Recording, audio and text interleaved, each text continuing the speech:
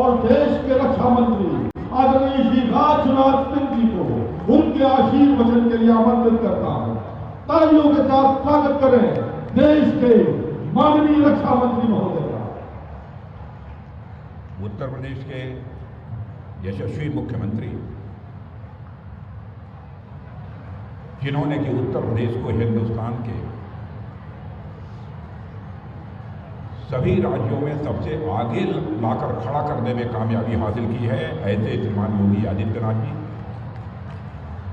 उप मुख्यमंत्री श्री ब्रजेश जी पाठक, इस कार्यक्रम के आयोजक डॉक्टर महेंद्र सिंह जी, वहां की महापौर श्रीमती सुषमा खड़गवाल, अन्य सारे विधायक, सभी जनप्रतिनिधि, इस कार्यक्रम में उपस्थित सभी महानुभाव और सभी शिक्षण संस्थाओं के प्रबंधक, प्राचार्य, शिक्षकगण और मेरे प्रिय बच्चों, आज बच्चों ने जिस तरीके से यह कार्यक्रम प्रस्तुत किया है, मुझे ऐसा लग रहा था कि 25 दिसंबर 1924 को भारत के राजनीतिक क्षितिज पर जिस सूर्य का उदय हुआ था, आज भी वह सूर्यास्त नहीं हुआ है, ऐसी अनुभूति मुझे हो रही है। श्रद्धेय अटल बिहारी वाजपेयी जी के व्यक्तित्व और कर्तृत्व से मैं समझता हूं भारत ही नहीं बल्कि दुनिया के देशों के बहुत सारे लोग अच्छी तरह से परिचित हैं, और विशेष रूप से लखनऊ के लोग तो अटल जी से काफ़ी हद तक परिचित हैं। हम लोग जानते हैं कि जहाँ पर वह एक विलक्षण प्रतिभा थी, वहीं पर एक अद्भुत सरलता उनके व्यक्तित्व में स्वाभाविक रूप से हम सबको देखने को मिलती थी। उनके जीवन से जुड़े हुए इतने सारे प्रसंग हैं, सारे प्रसंगों की यदि मैं चर्चा करूं तो एक लंबा समय लगेगा, लेकिन मैं यही कहना चाहूँगा उनका स्वभाव कितना विनोदी था।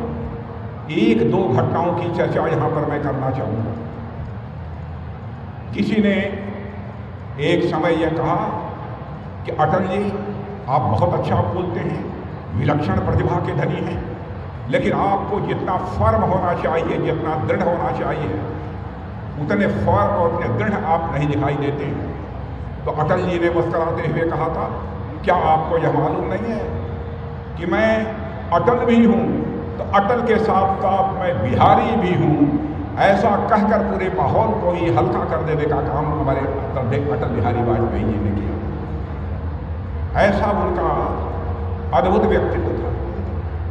एक बार पाकिस्तान गए थे, पाकिस्तान एक कार्यक्रम को संबोधित कर रहे थे, प्रेस के लोग मौजूद थे। उसमें एक प्रेस की महिला ने खड़े होकर यह कहा कि अटल जी आप बहुत अच्छे वक्ता हैं, एक शर्त पर मैं आपसे शादी करने के लिए तैयार हूँ। गजब की वह भी महिला थी। शर्त हमारी यह है कि यदि आप हमको मुंह दिखाई में कश्मीर दे दो तो हम आपसे शादी करने को तैयार हैं। तो चटपट अटल बिहारी वाजपेयी जी ने जवाब देते हुए कहा कि हाँ मैं भी आपसे शादी करने को तैयार हूँ, लेकिन दहेज में मुझे पूरा पाकिस्तान चाहिए। यह कहकर पूरे माहौल को हल्का करने का काम श्रद्धेय अटल बिहारी वाजपेयी जी ने किया। अभिभावक के रूप में भी मुझे विशेष रूप से उनका मार्गदर्शन प्राप्त हुआ है, और मैं जानता हूँ कि हिंदुस्तान के बहुत सारे नेताओं को उनका आशीर्वाद प्राप्त हुआ है, और उनके मार्गदर्शन में ही उन्होंने एक अपनी शख्सियत भारत की राजनीति में बनाई है। मंत्रिमंडल में भी उनके साथ मुझे काम करने का अवसर मिला है, और एक बार जिस समय एक वोट से सरकार भारत की संसद में उनकी गिर गई थी, उनके भाषण को हिंदुस्तान ही नहीं दुनिया के दूसरे देशों में रहने वाले जो हमारे भारतीय मूल के लोग थे, उन्होंने सुना, और मैं कह सकता हूँ वो अद्भुत भाषण था। भाषण को समाप्त करते हुए उन्होंने कहा था कि मैं अपनी सरकार को बचाने के लिए मैं किसी पार्टी को तोड़कर अपनी सरकार नहीं बचाना चाहूँगा, यह हमारा इकबाल कभी से स्वीकार नहीं करेगा। यह आदरणीय अटल बिहारी वाजपेयी जी ने कहा था, और कहे अभी कहा था, सरकारें आएंगी, सरकारें आएंगी, सरकारें जाएंगी, पार्टियां बनेंगी, पार्टियां बिगड़ेंगी, मगर यह देश रहना चाहिए, इस देश का लोकतंत्र अमर रहना चाहिए। ऐसा विराट व्यक्तित्व श्रद्धेय अटल बिहारी वाजपेयी जी का। और लंबा भाषण यहाँ नहीं करना चाहता क्योंकि बहुत देर से बच्चे यहाँ पर खड़े हैं। मुझे बताया गया है कि लगभग 3-3.5 घंटे से सारे शिक्षण संस्थाओं के बच्चे यहाँ पर मौजूद हैं। मैं एक बार इन बच्चों को भी यहाँ पर बड़ा होने के नाते मैं अपना आशीर्वाद देता हूँ। वहीं पर इन बच्चों को तैयार करने में जिन प्राचार्यों ने, जिन शिक्षकों ने अपनी अहम भूमिका का निर्वाह किया है, उनका भी मैं एक बार अभिनंदन करना चाहता हूँ।